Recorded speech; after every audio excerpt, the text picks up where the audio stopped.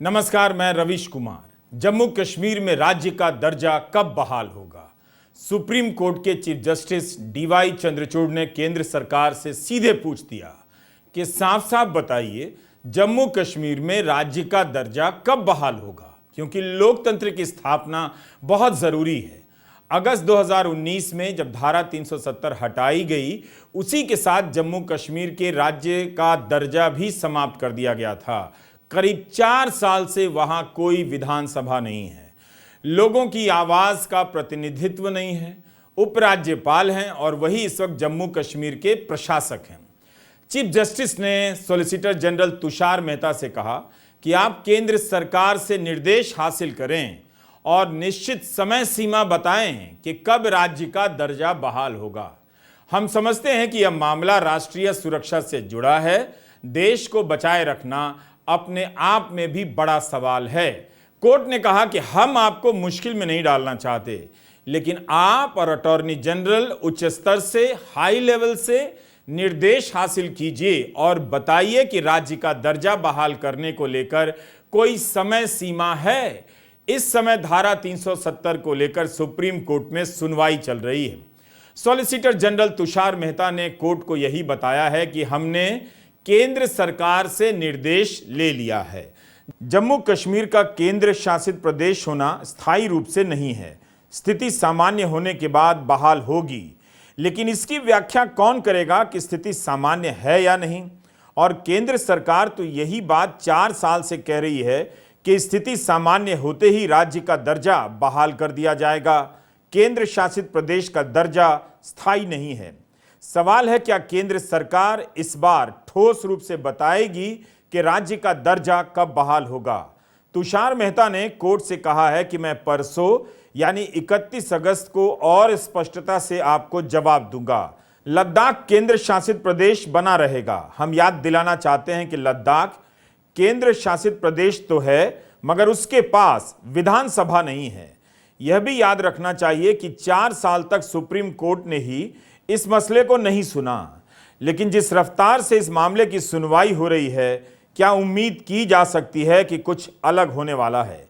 क्या केंद्र सरकार निश्चित समय सीमा का ऐलान करेगी कि फला तारीख को या महीने में वहां राज्य का दर्जा बहाल कर दिया जाएगा और जम्मू कश्मीर में चुनाव कराए जाएंगे? 31 अगस्त का दिन जम्मू कश्मीर के लिए बड़ा हो सकता है, जब पता चलेगा कि केंद्र सरकार राज्य का दर्जा बहाल कराने और चुनाव कराने को लेकर क्या सोचती है, क्या तारीख बताती है। आखिर 4 साल तक केंद्र सरकार ने खुद से इस मामले में पहल क्यों नहीं की? आज ही जम्मू कश्मीर के एक इलाके से संबंधित एक और खबर आई। सीमा पार पड़ोसी देश चीन से चीन ने एक नया और आधिकारिक नक्शा जारी किया है, जिसमें अरुणाचल प्रदेश और अक्साई चीन को चीन की सीमा में बता दिया है।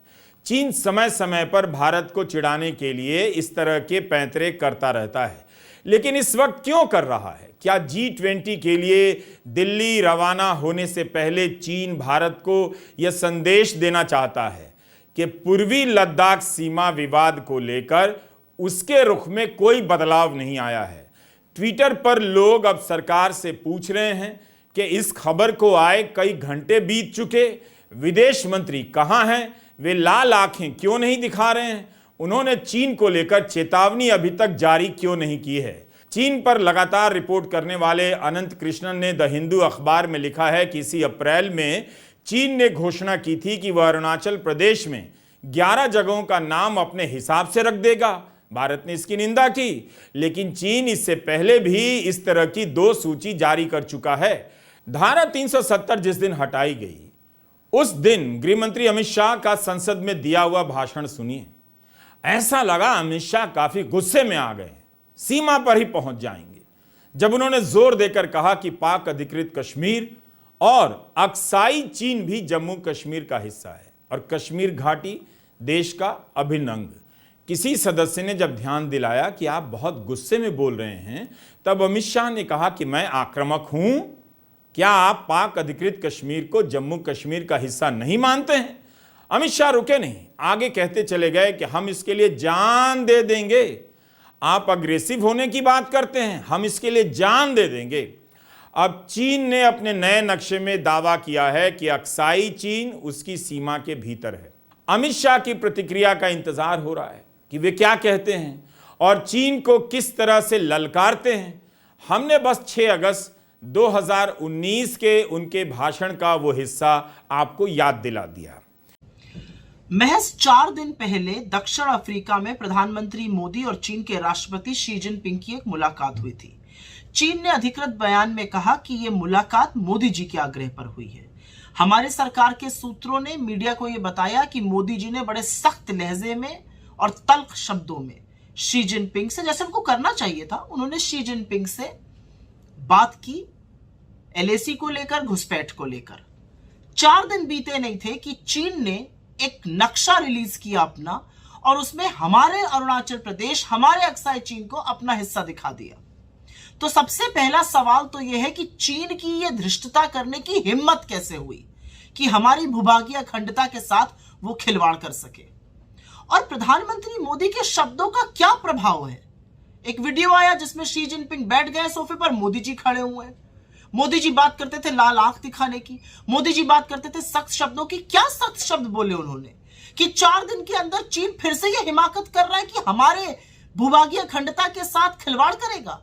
इस पर बीजेपी की इस तरह की प्रतिक्रिया नहीं आई है और ना ही आरएसएस से लेकर बजरंग दल के कार्यकर्ता चीन के विरोध में प्रदर्शन करने सड़कों पर उतरे हैं और पूर्वी लद्दाख की सीमा पर पहुंच गए हैं। G20 की बैठक के पहले भारत चीन के इस उकसावे को नज़रअंदाज भी करना चाहता होगा। दक्षिण अफ्रीका के जोहानिसबर्ग में भारत के प्रधानमंत्री और चीन के राष्ट्रपति शी जिनपिंग के बीच मुलाकात हुई।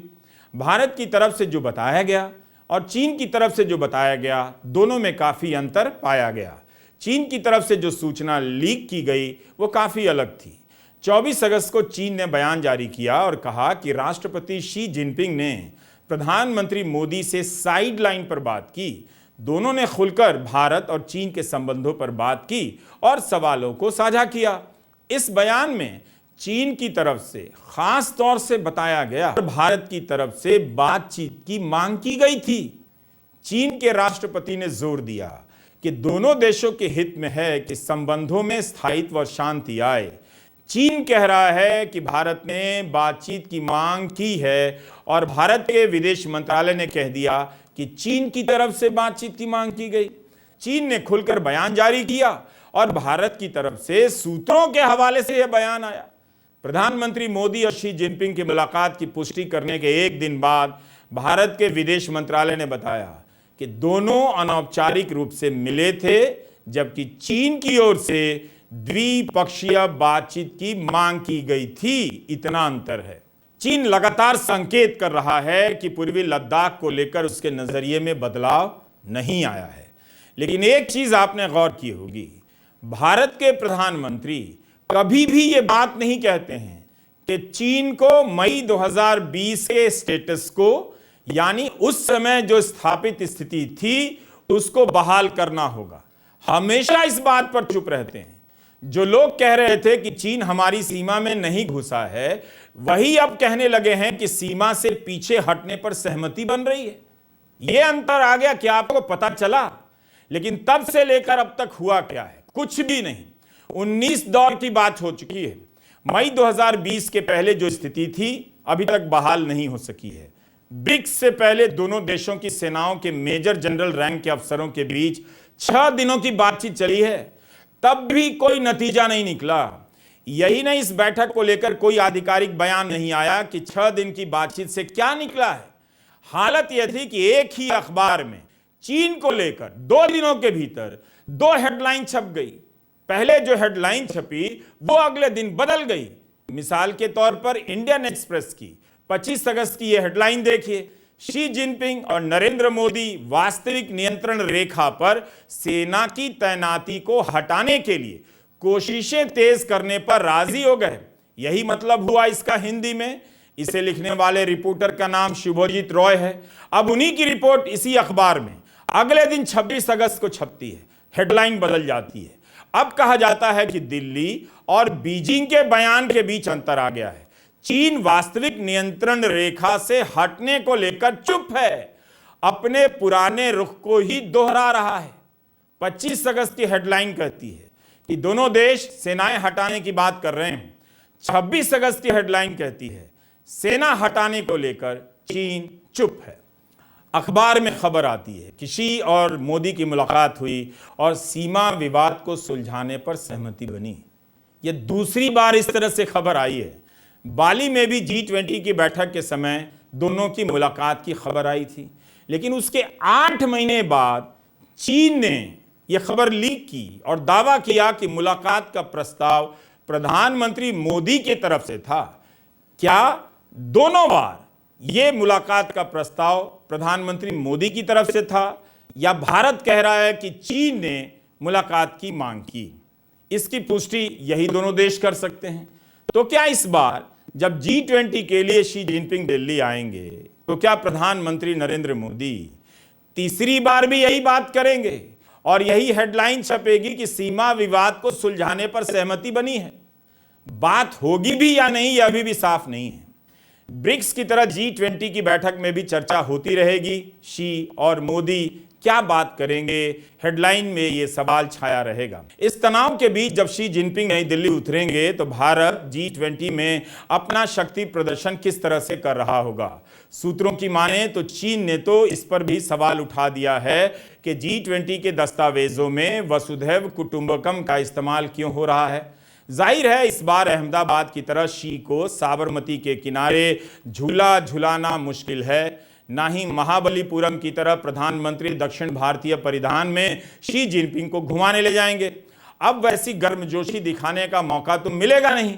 जोहानिसबर्ग में शी और मोदी की जो भी तस्वीरें आ रही हैं उसे आपने ट्विटर पर देखा होगा। शी जिनपिंग को देखकर यही लगता है कि इन्हें झूला पर झुलाया गया।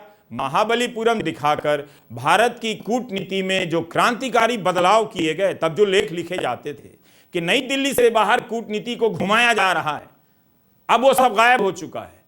चीन इन सभी हरकतों से यही बता रहा है कि वह इस बैठक को लेकर कितनी गंभीरता से सोच रहा है। पीछे के आतिथ्य सत्कार की वो परवाह नहीं करता। उसकी नजर ऐसे सम्मेलनों से कहीं ज्यादा आगे है। चीन के राष्ट्रपति आएंगे या नहीं, इसे लेकर चर्चा हो रही है, लेकिन जब वे सीमा विवाद के रहते बाली इंडोनेशिया में और जोहानिसबर्ग दक्षिण अफ्रीका गए, प्रधानमंत्री मोदी से मिले, तो दिल्ली आने में क्यों हिचक होगी? मेरा अपना मानना है कि 20-20 बार चीन से मुलाकात हुई है मोदी जी की। 18 बार तो वो चीन गए हैं। महाबलीपुरम पर शहनाई सुनी शी जिनपिंग के साथ बैठकर, साबरमती में झूले झूले, उसके बाद गलवान में 20 जाबाजों की शहादत हो जाती है और फिर सारे देश को बोला कोई घुसा हुआ नहीं है। 19 कोर कमांडर लेवल की मीटिंग हो चुकी है और अभी भी अप्रैल 2020 की यथावत स्थिति नहीं बदली है। हम वहां नहीं पहुंचे दोबारा से। हम जहां तक गश्त करती थी हमारी सेना, वहां गश्त नहीं कर पा रही है। जो पेट्रोलिंग पॉइंट्स थे उनको बफर जोन बना दिया गया है।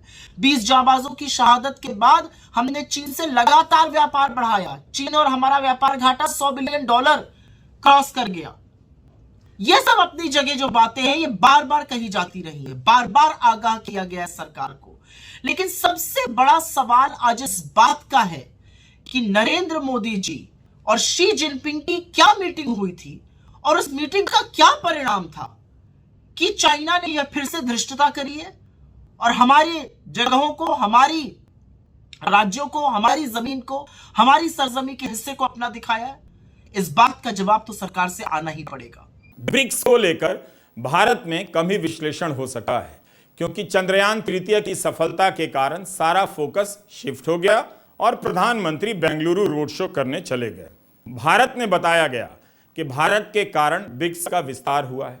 खैर, हम इस विषय के ज्ञाता तो नहीं हैं और ना ही पश्चिम के अखबारों में जो छपता है उसे ही अंतिम सत्य मान लेते हैं। फिर भी पश्चिम के अखबारों ने यही लिखा है कि ब्रिक्स के सम्मेलन में शी जिनपिंग का ही रुतबा दिखा, दबदबा दिखा। ये वो अखबार हैं जो चीन की वाहवाही भी करते हैं और उसे संदेह से देखते भी हैं।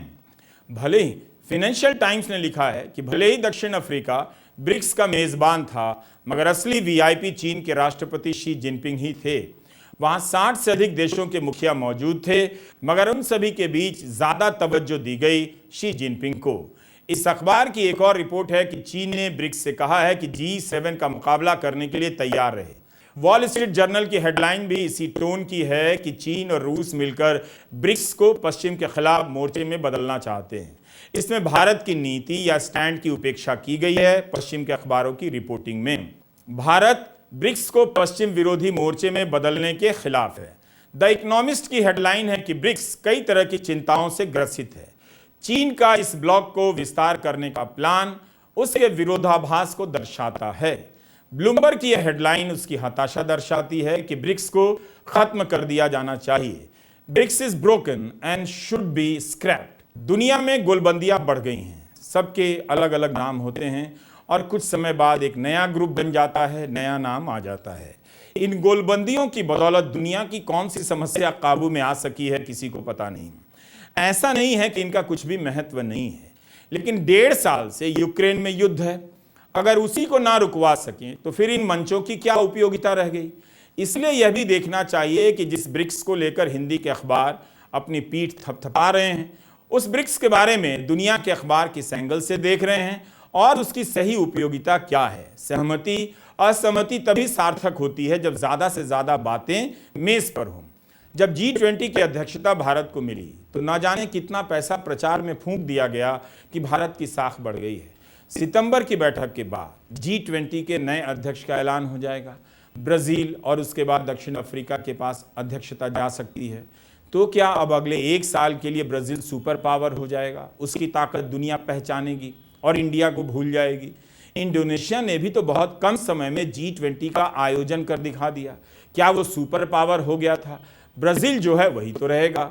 G20 से अगर भारत चीन सीमा विवाद पर कुछ भी ना निकले, यूक्रेन युद्ध को लेकर रूस के खिलाफ बयान ना आए, तो फिर इस घूमने टहलने का क्या लाभ। नमस्कार, मैं रवीश कुमार।